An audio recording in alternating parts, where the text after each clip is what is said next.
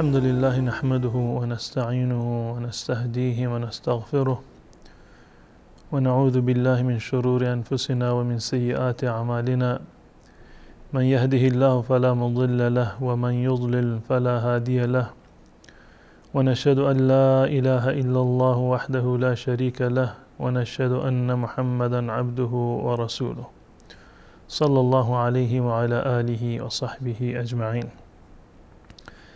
بینندگان عزیز و ارجمند، در برنامه گذشته در مورد توبه و ضرورت بازگشت به الله متعال مطالبی رو عرض کردم. در برنامه امروز انشاءالله میپردازم به بیان برخی از اسرار و لطایف توبه. گناهی رو که الله متعال بر انسان نوشته و برایش مقدر فرموده خالی از حکمت‌هایی نیست. هیچ انسانی بدون از این که تقدیری بر وی رفته باشد و الله متعال برایش مقدر کرده باشد نمیتواند گناهی رو انجام بدهد. منتها این گناهی که انجام گرفته ما باید آن را بررسی بکنیم که چرا انجام شد، چگونه انجام شد، چه حکمتی در این گناه وجود داشت و چه اسباب و عللی در انجام این گناه مؤثر بوده. وقتی که ما گناه را نگاه میکنیم، وقتی که میخواهیم به کنه و حقیقت این ماجرا و این اتفاق ما نگاه بکنیم و به واقعیتش برسیم، لازمش این است که خیره بشویم بر این گناه و در این زمینه 5 مورد را باید دقت بکنیم. به 5 مطلب و 5 نکته باید دقیق نگاه بکنیم، خیره بشویم تا اینکه این فلسفه ها و این حکمت ها که در این گناه نهفته که انسان باید از آن توبه بکند، اینها برای من و شما کاملا آشکار می شود. نکته اول نگاه کردن به امر و نهی الله متعال هست. دستوراتی که الله متعال صادر کرده که فلان کارها را انجام بدهید، منهیاتی که الله متعال برای من و شما مشخص کرده که فلان کارها را نباید انجام بدهید، اوامر از یک طرف، نواهی از یک طرف. وقتی که ما به اوامر و نواهی الله متعال نظر داشته باشیم و آن را بدانیم، این اولین پله هست برای این که انسان اعتراف به گناه بکند، گناهش را بشناسد. زیرا تا زمانی که انسان گناه را نمی شناسد، لزومی برای توبه کردن هم نیست، احساس نیازی به توبه نمی کند. اما انسانی که اوامر الله متعال را می شناسد، نواهی الله متعال را می شناسد، وقتی که زندگانی خودش را در قالب اوامر و نواهی الله متعال می سنجد، می بیند که بسیاری از اوامر را انجام نداده، بسیاری از نواهی را که نمی بایست انجام بدهد اونها را انجام داده. پس بنابراین این نخستین قدم هست برای شناخت گناه و برای اعتراف به گناه. نکته دوم آشنایی با وعده و وعیده های الله متعال هست. در مقابل اوامر الله متعال وعده هایی را پروردگار به من و شما داده و در مقابل منهیات وعیده هایی را الله متعال برای من و شما مقرر کرده. وقتی که یک انسانی به وعده های الله متعال آشنا باشد، امیدوار می شود و وقتی که با وعیده های پروردگار آشنا بشود، خوف و خشیت الله متعال در قلب انسان ایجاد می شود و این خوف و خشیت و این ترس و هراس هست که جرقه توبه را میزند و ما را به طرف توبه سوق میدهد. انسانی که در قلبش خوف و هراسی نیست، بیم و امیدی وجود نداره در قلبش، به توبه کردن موفق نمی شود. پس بنابراین دومین مرکز نگاه ما و محلی که باید نگاه ما بر آن باشد وعده و وعیده های الله متعال هستند. سومین مورد دقیق شدن و تدبر کردن در این نقطه هست که چه شد که الله متعال به من فرصت این گناه را داد؟ چرا الله متعال این گناه را برای من مقدر کرده بود؟ چه شد که من این گناه را انجام دادم؟ با این گناه و بعد از این گناه من چه کارهایی را و چه مسیرهایی را من میتونم بپیمایم و به پیش بروم؟ وقتی که به این نقطه ما نگاه میکنیم و با علم به آیات قرآن و احادیث رسول الله صلی الله علیه وسلم این جریان را بررسی میکنیم، میبینیم که خود این گناه کردن انسان یک دروازه ای را از معرفت پروردگار برای ما باز میکند. انسان به خاطر همین گناهی که انجام داده بسیاری از اسماء و صفات الله متعال را و تبلورشان را در وجود خود احساس می کند که الله متعال غفور هست، رحیم هست، عفو هست، بخشنده و مهربان هست، ستیر هست، گناهان انسانها را می پوشد. اینها تمام صفاتی هستند که با این گناه کردن انسان در واقع پی میبرد که واقعا الله متعال چه اندازه حلم دارد، چه اندازه صبر دارد، چه اندازه الله متعال بردبار هست. وگرنه اگر الله متعال این حلم و بردباری و صبر را نداشت، گناهکاران را در همون مرحله اول به عذاب و عقوبت‌هایی گرفتار می‌کرد. چه بسا انسان‌هایی گناه انجام دادند اما کسی دیگر خبر نیست. یعنی این که الله متعال ستار هست، گناهان را میپوشاند، وگرنه امکان داشت که انسان رسوا بشود. چه زیبا هست این صفات الله متعال، پروردگاری که در دنیا گناهان را، اشتباهات را، خطاها را میپوشاند و در آخرت آنها را مغفرت میکند. وقتی که ما نگاه میکنیم به این که فلان انسان دچار گناه شده، من خطا و اشتباهی رو انجام دادم، پی میبریم به این نقطه که لا عاصم الا الله، هر کسی رو که الله متعال توفیق حفاظت بدهد، اون رو از گناه نگه دارد، اون واقعا معصوم میماند، برکنار میماند از گناه. وگرنه اگر الله متعال ما را به حال خودمان رها بکند، چه بسا که به انحراف کشیده برویم. گناه را بر ما مقدر کرده بدین معنی که الله متعال هر چه را بخواهد حکم بکند، هر چه تقدیر الله متعال باشد اجرا می شود. و فراتر از این ستر و پرده‌ای هست که الله متعال بر گناهکاران انداخته. این مورد سوم. مورد چهارم و محل چهارمی که ما باید به آن نگاه بکنیم، مصدر و منبع گناه است. این گناه از چه کانالی به من رسیده؟ از کجا من مرتکب این گناه شدم؟ وقتی که به این نقطه نگاه میکنیم میبینیم که منبع این گناه نفس اماری هست که در وجود هر انسانی هست. واقعا این هواهای نفسانی هست، خواهشات نفسانی هست که ما را به گناه وامی دارد.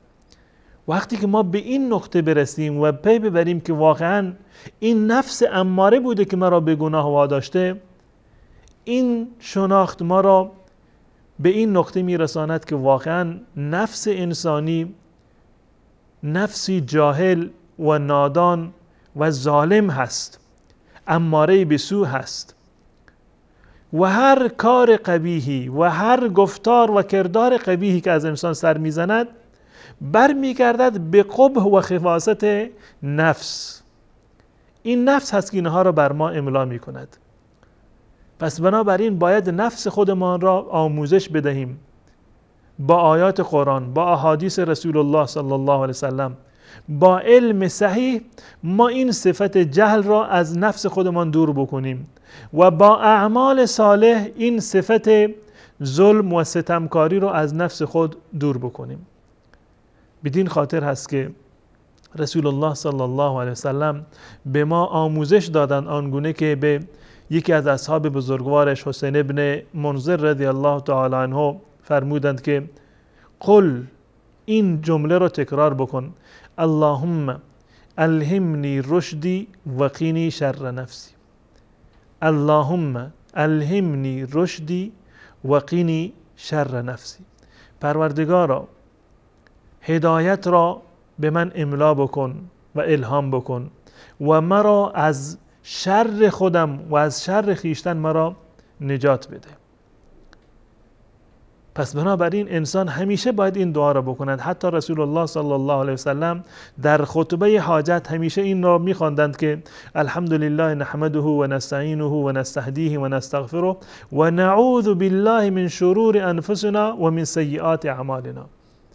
پس بنابراین وقتی که نفس ما نفس اماره هست، وقتی که نفس ما نفس ظالمه و جاهله هست و نادان هست، پس بنابراین همیشه باید التجا بکنیم و پناه ببریم به الله متعال.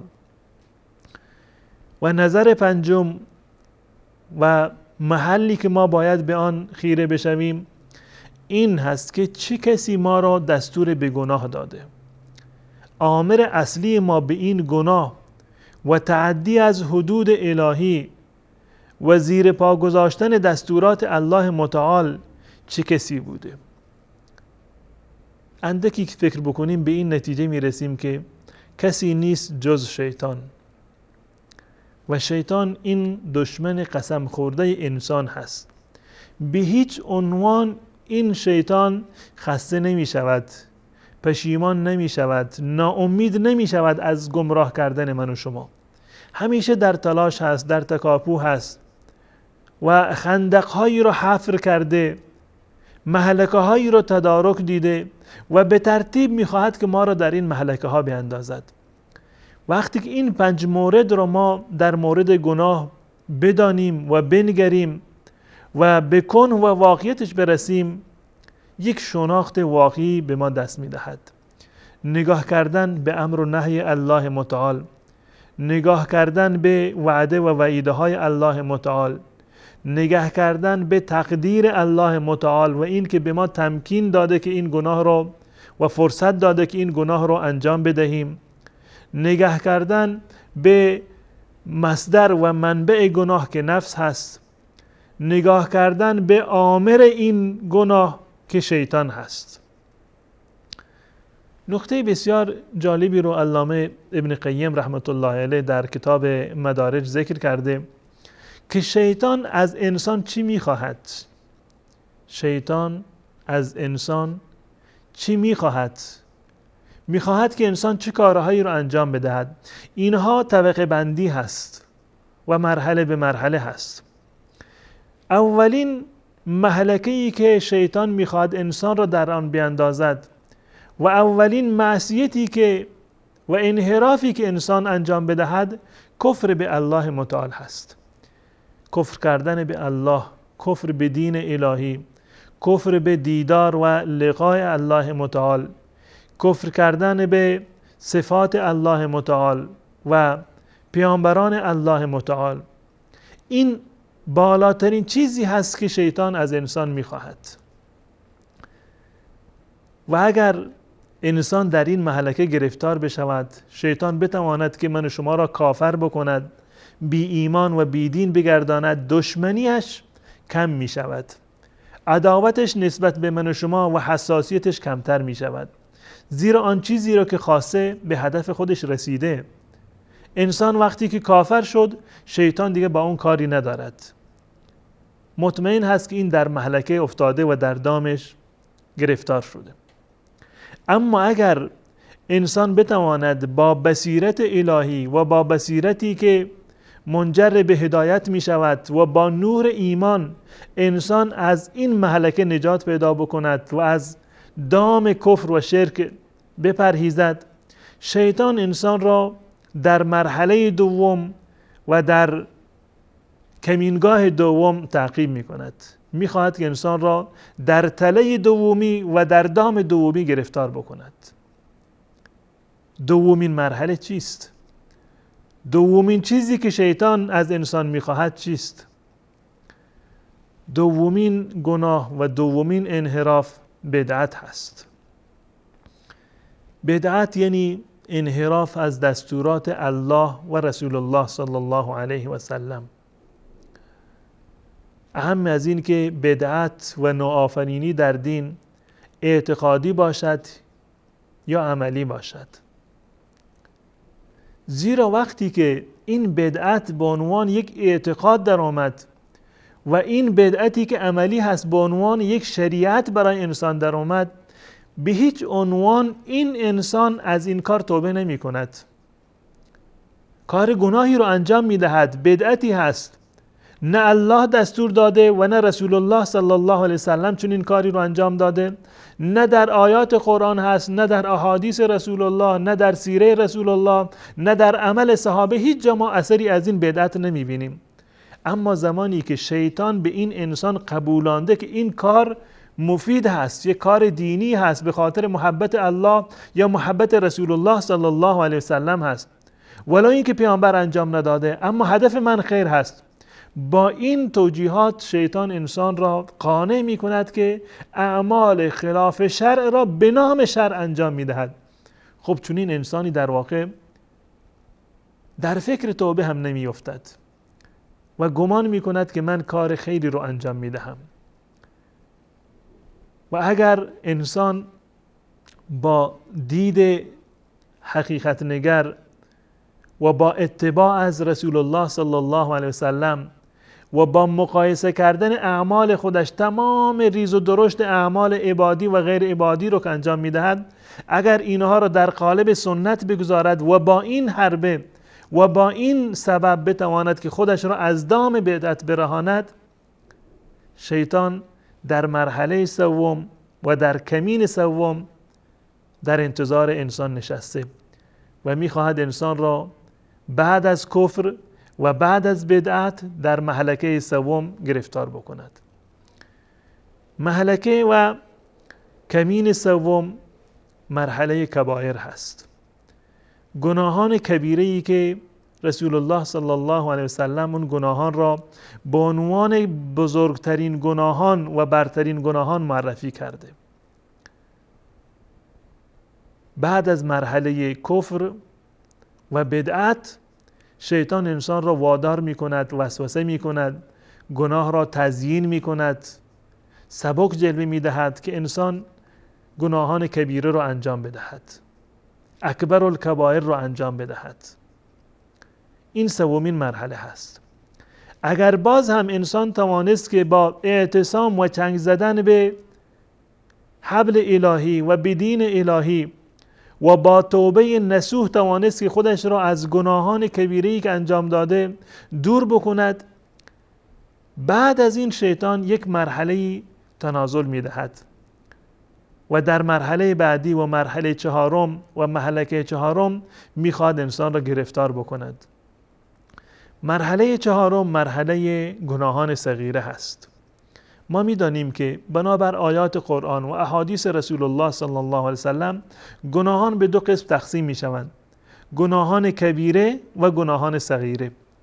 اگر شیطان از من و شما ناامید شد و ما توانستیم که با چنگ زدن به ریسمان الهی از گناهان کبیره پرهیز بکنیم یا بعد از گناه بلا فاصله توبه بکنیم، شیطان می‌خواهد ما را در دام گناهان صغیره گرفتار بکند. میآید و وسوسه میکند که این گناه ساده‌ای هست، گناه صغیره‌ای هست، گناه کوچکی هست، این کار که حرام نیست، مکروه هست، یا این مکروه تنزیهی هست، بعضی از علما گفتند که فلان کار اشکال ندارد. با این توجیهات و با این بهانه ها میخواهد که ما رو سرگرم گناهان صغیره بکند، در صورتی که گناه صغیره بنابر برخی از موارد و در برخی از موارد تبدیل به گناه کبیره می شود. مانند این که انسان گناه را سبک بشمارد یا این که تکرارش بکند، این منجر به کبیره شدن این گناه می شود. رسول الله صلی الله علیه وسلم فرمودند و ایاکم و محقرات الذنوب، از گناهان ریز و کوچک بپرهیزید، زیرا که اینها جمع می شوند و نهایتا انسان را هلاک می کنند. اگر انسان توانست که با توبه همیشگی، با ادامه دادن توبه و پرهیزگاری و بعد از هر گناه کوچک گناه خیری رو انجام بدهد و با این ترفندها توانست که از این دام شیطان نجات پیدا بکند، شیطان در مرحله پنجم سراغ انسان نشسته و در کمین من شما هست. مرحله پنجم مرحله مباحات هست، کارهایی که حلال هستند، کارهایی که جایز هستند. انسان کارهایی رو که جایز هستند میتواند انجام بدهد، اما شیطان انسان را چنان مشغول این کارهای مباح و جایز میکند که از اولویت ها غافل می شود. وقت انسان را صرف این موارد می کند تا اینکه انسان نتواند عبادت های زیادی را انجام بدهد، نتواند برای آخرت خودش توشه‌ای را کسب کند.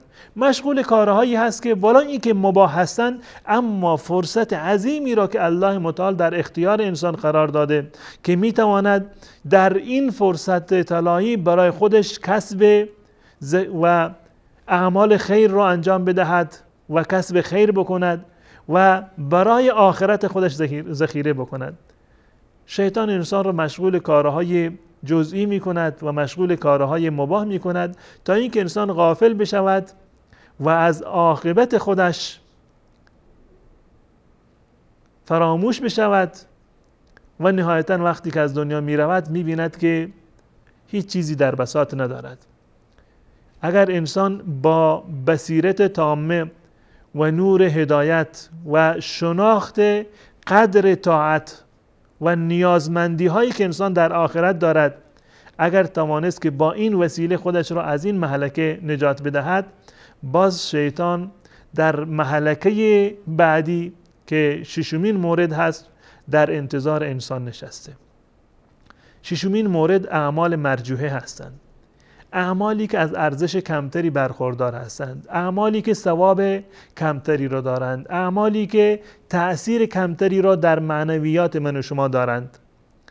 شیطان میاد ما را وادار میکند که این کارها را انجام بدهیم و از کارهای بزرگ و از غنیمت شمردن فرصتهای طلایی مانند فرصت رمضان، مثلا شبهای لیلة القدر، انسان را غافل میکند.